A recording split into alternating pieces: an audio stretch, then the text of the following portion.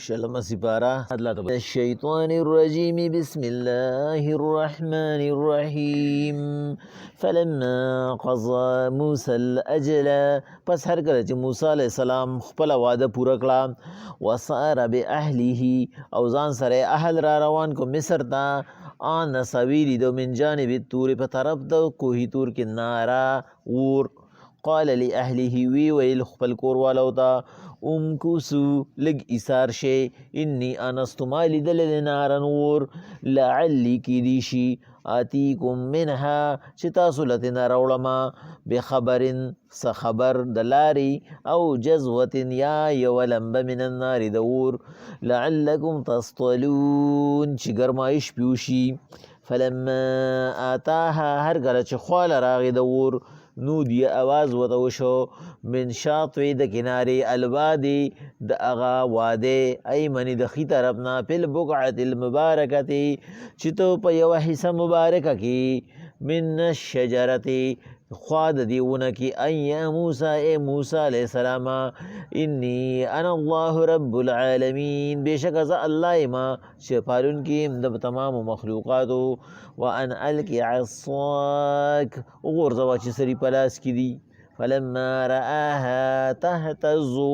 هر کله چې موسی علیہ السلام اولیدل چې منډي وهي کأنها جن لکه چې نری مار دی والله مدبرا پشاش ولم يعقب وین قتل یا موسی اقبل اے موسی علیہ السلام مخک وتا ولا تخف يرم محسوسوا انک من الامنین بشکتا تا امن درکړی شوی دی اسلک یدک فی جیبک خپل لاس ترخت داخل کا تخرج بضاء من غیر سوء تا تباروزی تک سپین بغیر د څه نقصان نه وزمم الیک جناحک من الرحب او د دې دوه معجزو نه علاوه خپل لاس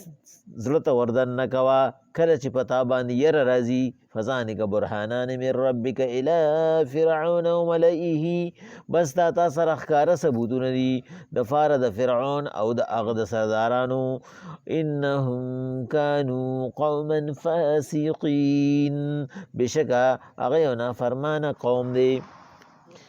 الله پاک وی پیغمبر علیه السلام تفسیر قرطبی لیکي روح المانی محمود علیسی صاحب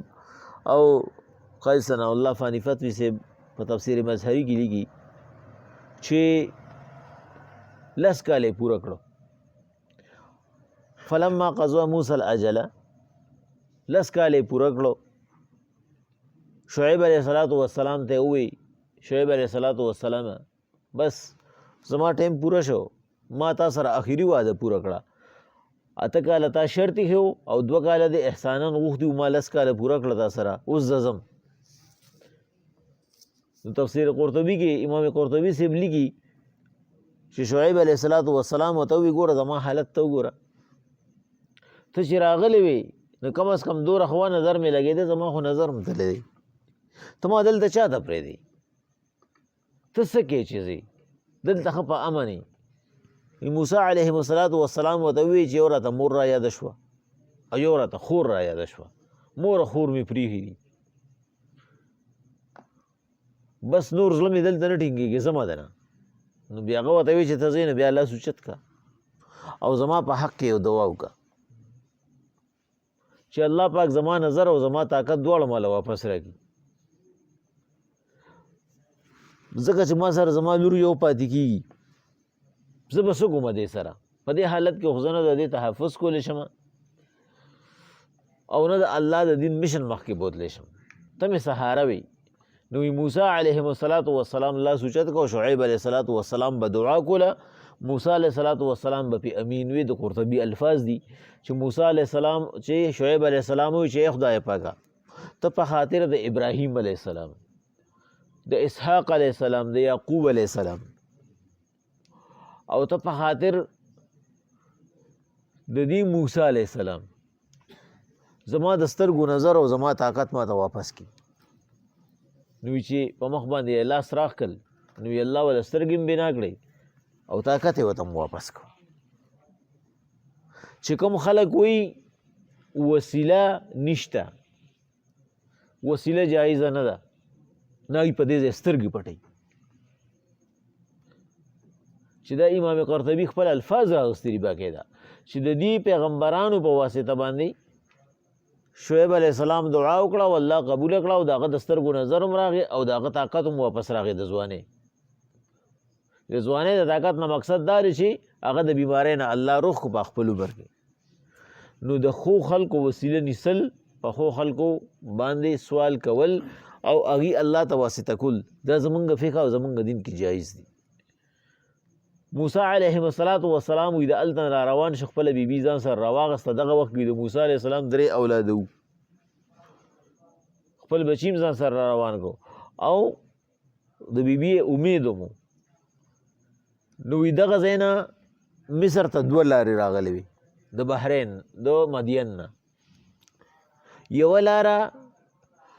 هغه نیغه لاره وه سړک و چې په شام راغلی و نو په هغې باندې د فرعون څوکۍ وي ځای په ځای باندې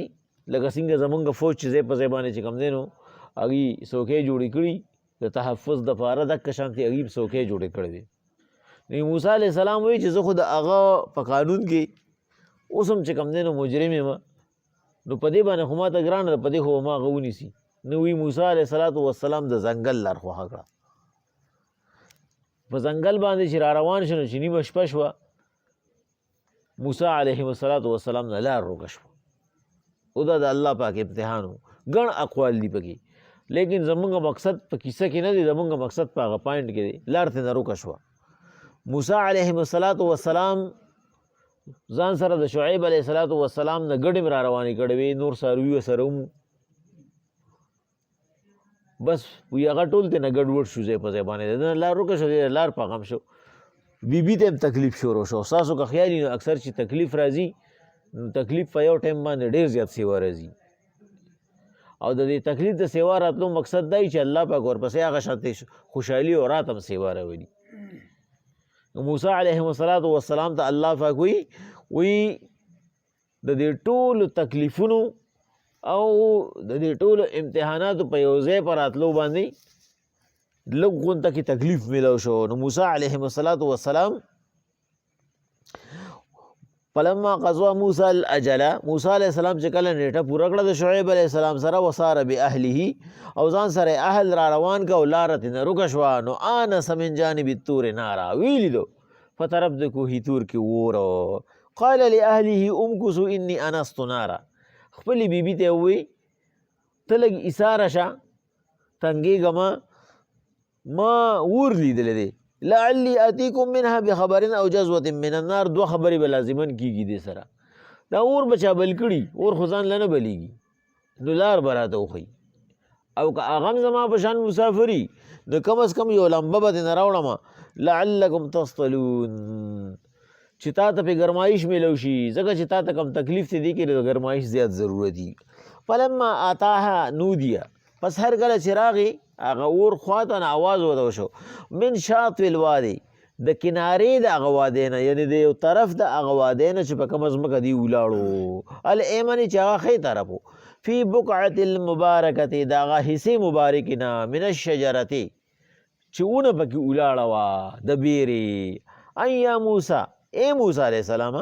انی انا الله رب العالمین بېشکه زه الله یم فالون کې ما د تمام مخلوقاتو د الله د طرف نه ورته آواز وشو او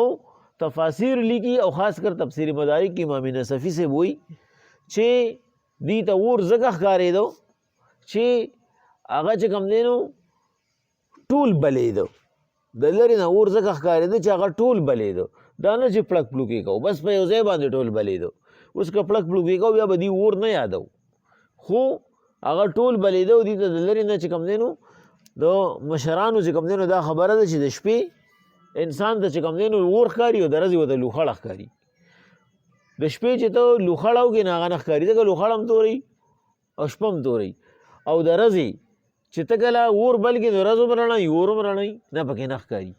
نو په دې وجه د شپې هغه لمبه ښکارېده الله پاک وایي مونږ ورته ووایي وان القي عصاک چې یقین دې راشي ای موسی علیه السلام د هغې دپاره وغورځوه دا امسا خپله چې ستا زما په ذات باندې یقین راشي ځکه چې کوم وخت کې انسان سره انسیډنټ کیږي او حادثه ورسره کیږي نو د ده ذهن فوري طور باندې هغه نه قبلوي. په دې وجه الله پاک ورته وایي دا په لاس کې چې د امساره دا وغورځوه. فلما رآها پس هر کله چې ولیدو تهتزو چې هغې منډې وهلې کأنها جان لکه چې نارې مار دی. نو دلته کې دا دوه خبرې تهتزو او جان ذکر راغی او بل ځای کې ثعبان ذکر راغی چې په دې ځای کې قاضي محمد امین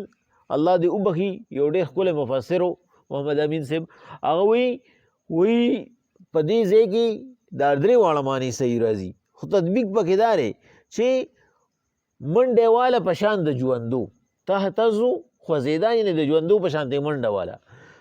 جانن او تیزو په شان د نري مار او ثعبان شکل یې په شان د غټ مارو. دا نه ګڼي چې دا درې الفاظ راغلي دي او دا درې واړه حالت راغلي نه هغه وایي دا یو حالت دی خو دا درې صفات پکې راجمع شوي هغه امسا و بیجانه وه لکه د ژوندو په شانتې منډه شروع کړه او لکه د نري مار په شانتې تیزه روانه شوه او د اژدها په شانتې غټه وه. نو چې کله موسی علیه السلام ورته وکته والله مدبرا په شا یې ټوپ کړی خو ورته پته وه چې دا هغه امسا ده لیکن چې د هغې دا بدل شکل یې ولیدو نو والله مدبرا په شا یې تېنه ټوپ کو ولم یعقب او اډوې ورته نه کته او منډې کړې دی. یا موسی اقبل الله وی موږ ته آواز ورکړه چې موسی علیه السلام مخکې وته ولا تخف یریږه مه انک من الامنین موږ دله امن درکړی دی ته ما سره ته ما راغوښتې او دا زما مخلوق دی لکه څنګه چې مې ته مخلوق یې ما دله امن درکړی دی. اسلک یدک فی جیبک دغه د یوه معجزه شوه. دویمه خپل لاس د ترخته وردننه کا تخرج بضواء من غیر سوء دا به روزي تک سپین بغیر د څه نقصان نه. د ترخته د دننه کېدو نه مقصد دا و چې دا تره کمیس د لاندې کا مقصد دا نه دی چې ترخلی ووړه دا تره کمیس د لاندې کا نو چې کله دا ته واپس راوباسې نو دا به لکه د څوارلسمې سپوږمۍ په شانتې پړکېږي او دا به ستا معجزه وي لکه څنګه چې د پیغمبر علیهم السلام یو صحابي دی پیغمبر علیهم السلام لراغی د پیغمبر صلی الله علیه وسلم نه متاثره شي ایمان یې راوړو چې ایمان یې راوړو واپس ته نه پیغمبر صلی الله علیه وسلم ته وی حضور ما له یوه نښه راکړه یو ښکاره نښه راکړه چې زه خپل قوم ته ځمه نوم یې دې وخت کې زما د ذهن نه ووته دغه صحابي ډېر مشهور صحابي دی چې زه کله خپل قوم ته واپس ځمه نو چې ما سره ستا نښه وي زه ورته ما ایمان راوړی دی وایي دغه پیغمبر دا نښه ده نو زه بس دین په صحیح طریقه باندې پیش کولی شم. پیغمبر علیهم السلام ورته وایي ډېره ښه ده وایي ستا دا لاس کې چې کومه امسا ده دا ما لره نو هغه امسا یې ترېنه واغسته پیغمبر صلی الله علیه وسلم ته یې لاس راښکه ورته ویې هم وله وایي ته چې کله تیاره کې روانې ده به رڼا کوي نو چې هغه صحابي تر څو چې نو وفات شوی هغه سره هغه امسا وه او هغې به هم اکه شانتې رڼا کولی چې په کوم طرف روان و پېژنده به خلکو دا سونه د هغه کور چې و د هغه قبیله چې وه دا یو غونډۍ شاته اوسېده نو دې چې کله غونډۍ ته وخته نو هغه امسا یې اوچته کړه نو بس په پړکېدو شوه ټول خلک راووته چېرې به دې کې څه چل دی نو چې راته وشتې هغه ورته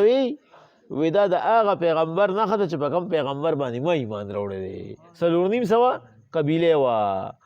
او زه ستاسو سردار یم او که ستاسو په ما باندې دا یقیني چې زه ستاسو فایده غواړم نو ما د هغه نه دا نښه راوړې تاسو ایمان راوړی 4.5 کسان په یو ځای مسلمانان شو. نو د الله پاک چې چاله هدایت ورکوي د هغه دپاره انتظام هم کوي. نو دکه شانتې د موسی علیهم السلام دا معجزه چې کومه وه چې هغه څنګه چې کوم دی نه به لاس راوښکو بس هغه به پړکېده د دې دپاره چې هغه دور د جادو دور و او داسې خرق العادت ښکارونه به خلکو کولو د هغې د توړ دپاره الله پاک هله معجزه هم هغه شانتې ورکړه. نو دا دوې معجزې شوې. بل الله ورته وویې وضمم الیک جناحک من الرهب ځان ته خپل لاس رانږدې کوه کله چې تا ته یره محسوسېږي کله چې په تا باندې د چا پرشر او د بو راځي ته یو ځای کې خبره کې ته یو ځای کې ګیر شې ته یو ځای کې ولاړې ته یو ځای کې د دشمن سره مخامخ شې او تا ته به د خپل زړه کې یره محسوسېږي نو ته د ښې لاس راله او دا د ګس طرف ته راوړه. مفسرین وایي الله ورته ووایي چې ترې دا ښی لاس راله او دا د ګس طرف ته راوړی د ګس طرف ته زړه دی دا دې په دې زړه باندې ږدا بس ستا زړه به بالکل فارام کېږي او مفسرین وایي فقها وایي دا د هر یو انسان دپاره یو طریقه ده د هغه د خپل نرو د کابو کولو دپاره د خپل هغه اعصابو د کابو کولو دپاره چې کله هغه باندې دغه راځي د یره راځي هغه د فورا د خپل لاس د ښی لاس راځي او دا د ګس طرف ته په دې زړه باندې د پاسه ږدي بس زړه به فارم کېږي او که هغه زیات اعتماد غواړي درود شریف دی او پیروي او په دې ځای باندې ږدي الله پاک به د هغه یره هغه دفع کوي که د زړه حرکت یې سیوا کېږي دې په ځان پوهېږي ما بېسا کوي هغه دې یو پیره درود شریف وي او ښی لاس دې په دې زړه د پاسه ږدي الله وایي دې سره به ستاسو یره ختمېږي فذلک برهانان من ربک الی فرعون وملئه دا دوه معجزې او دا یوه ښکاره نښه ستا د حوصله افزایۍ دپاره دا ووسه فرعون او د هغه سردارانو ته انهم کانوا قوما فاسقین هغه یو قوم دی نافرمانه فاسق هغه چاته وایي چې هغه سره د پوهې نه ځان ناپوهه کړي ته خفه دی چې زه دا کم کار کوم دا غلط دی زه په غلطه روان یم او کوي یې زه دغستی نه ته فاسق وایي نو الله ورته وایي هغه ته ښه پته را چې زه خدای نشم کېدی زه خدای بنده یم هغه ته ښه پته را چې زه کمزور یم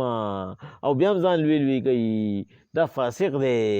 نو کیدی شي هغه یا د هغه په سردارانو کې د چا هدایت په نصیب کي او هغه ته نه فایده وایي بسم الله الرحمن الرحیم فلما قضى موسى الاجل کله چې موسی علیه السلام نیټه پوره کړه وساره باهله را روانې که ځان سره اهل خپل آنس ویلي د من جانب الطور ناره په طرف د کوهي تور کې اور قال ویلي اهله خپلې بیبي ته امکسو انی انست ناره لږه ایساره شمه اور لیدلې دی لعلي آتیکم منها بخبر کیدی شي خبر ترې راوړم د لارې او جزوة من النار یا ترې یو سکروټه راوړم لعلکم تصطلون چې ته پې ګرمه شي فلما پس هرکله آتاها نودیه چې راغې هغه اواز پسې من شات اواز ورته وشو من شات الوادي الایمني د کنارې د هغه وادی د ښي طرف نه فی بقعة المبارکة د هغه مبارک ځمکې نه من الشجرة او بیا خاص کر د هغه ونې نه ای یا موسی ای موسی علیه السلام انی انا الله بېشکه زه ستا رب یم رب العالمین پالونکي د مخلوقاتو